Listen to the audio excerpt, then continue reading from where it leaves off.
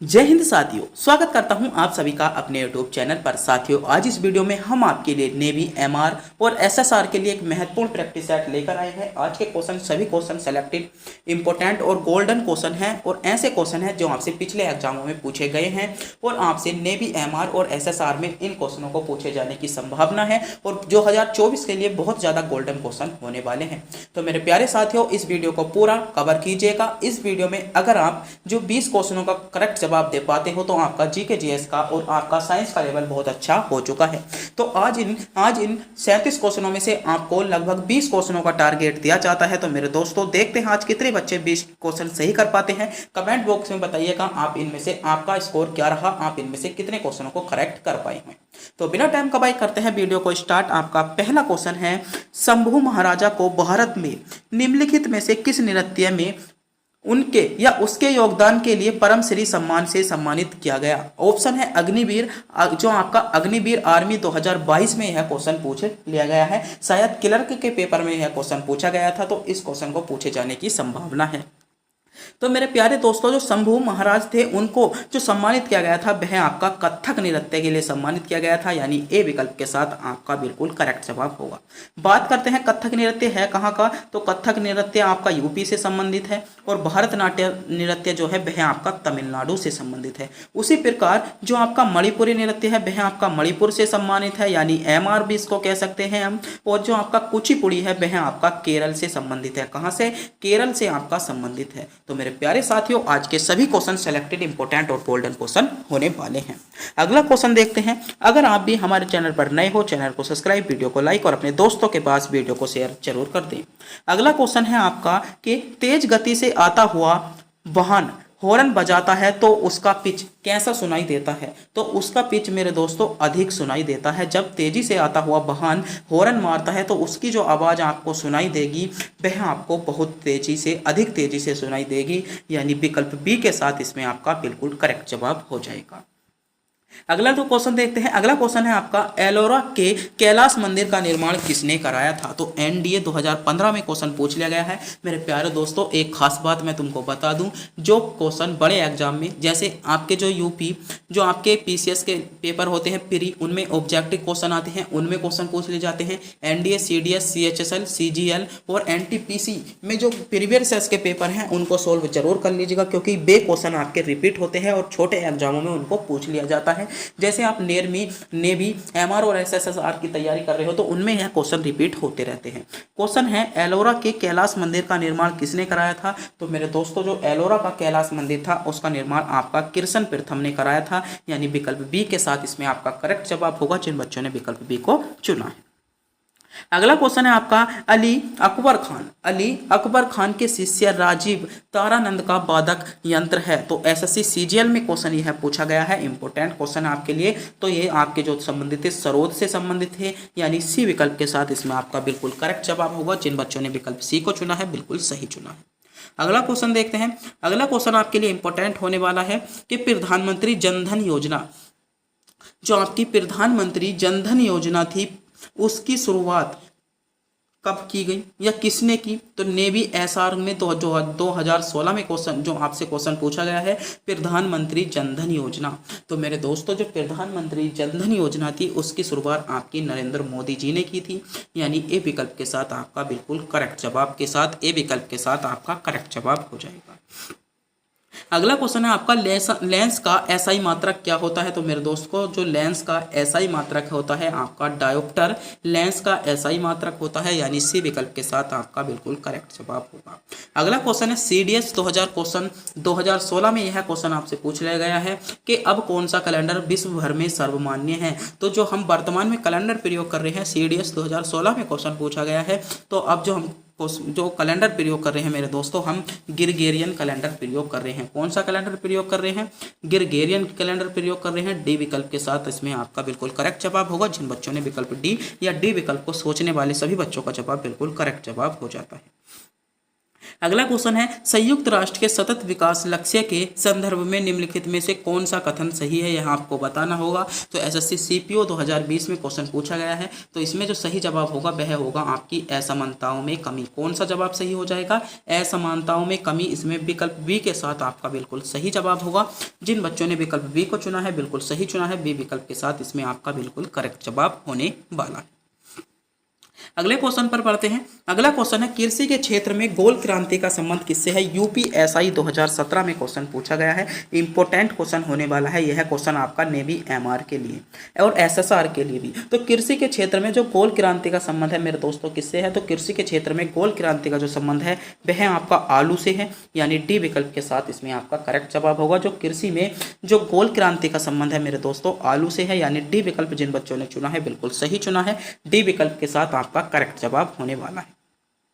अगला क्वेश्चन है लोहे की सुई पानी में तैरती रहती है, इस परिघटना का कारण क्या है? एसएससी जीडी 2023 में क्वेश्चन पूछ लिया गया है।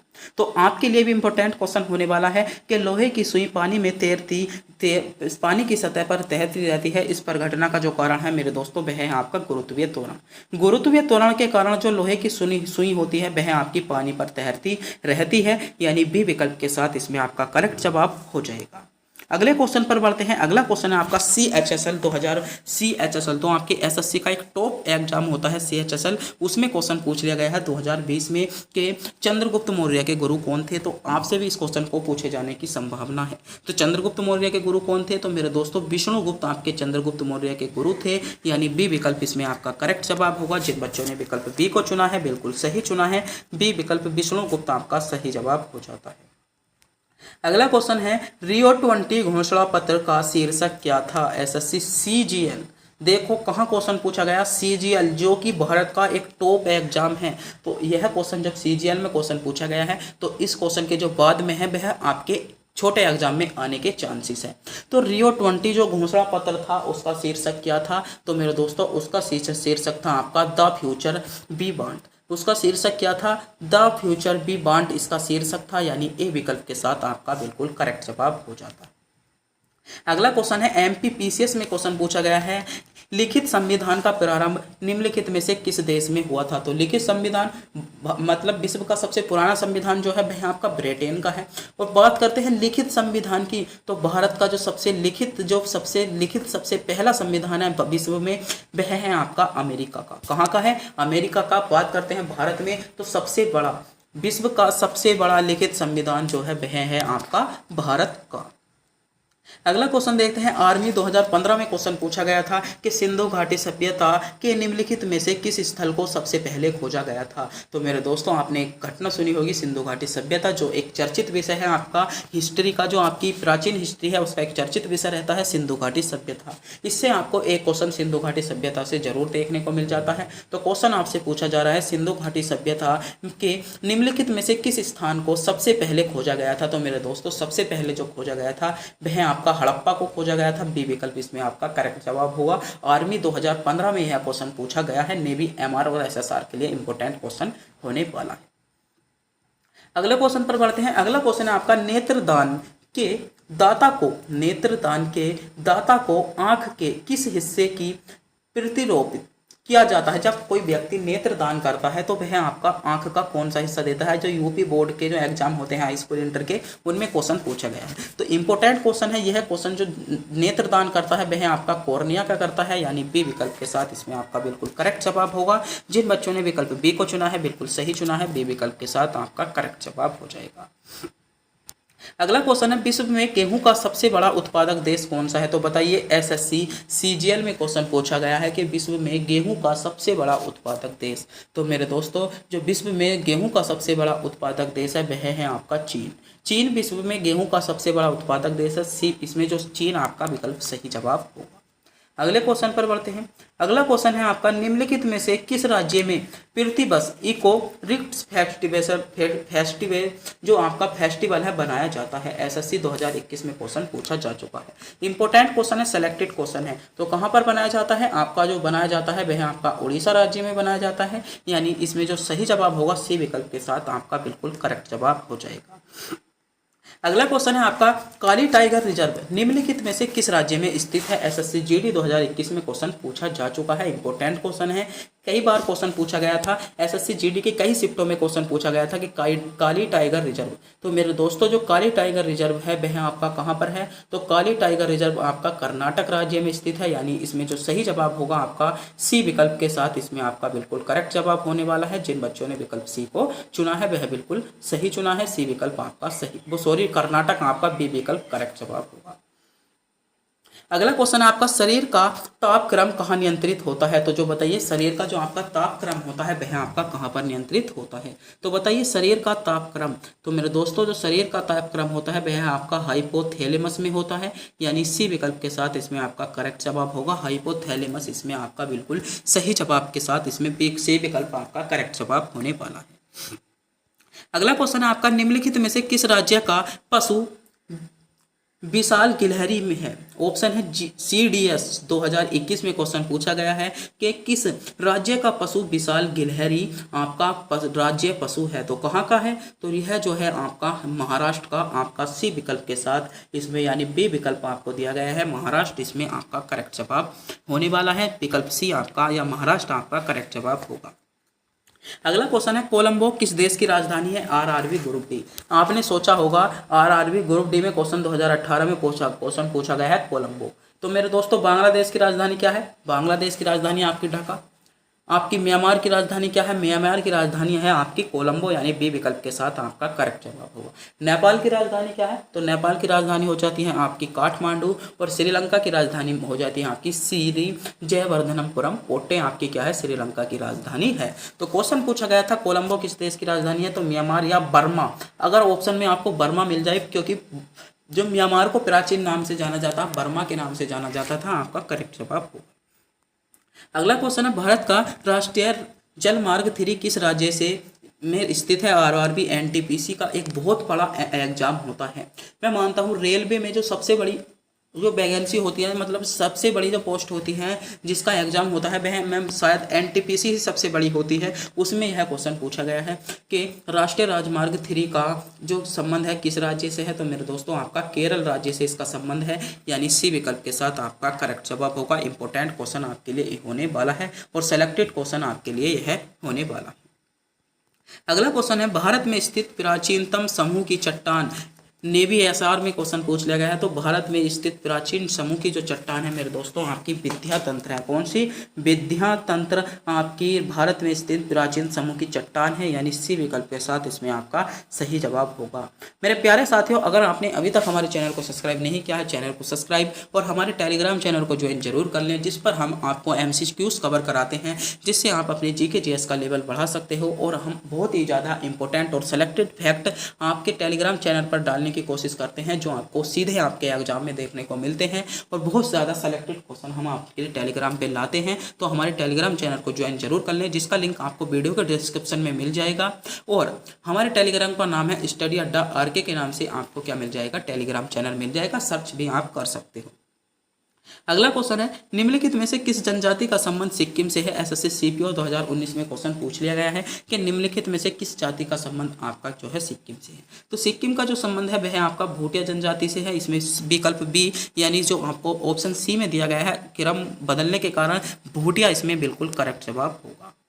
अगला क्वेश्चन है, भारत के किस शहर में आपको स्वामी विवेकानंद हवाई अड्डा मिलेगा? तो नेवी MR 2019 में क्वेश्चन पूछा गया था कि भारत के किस शहर को आपको स्वामी विवेकानंद हवाई अड्डा देखने को मिलेगा? तो मेरे दोस्तों जो स्वामी विवेकानंद आपको हवाई अड्डा देखने को मिलेगा वह आपका रायपुर में देखने को मिलेगा। विकल्प बी जिन बच्चों ने चुना है बिल्कुल सही चुना है, विकल्प बी आपका इसमें सही जवाब हो जाता है।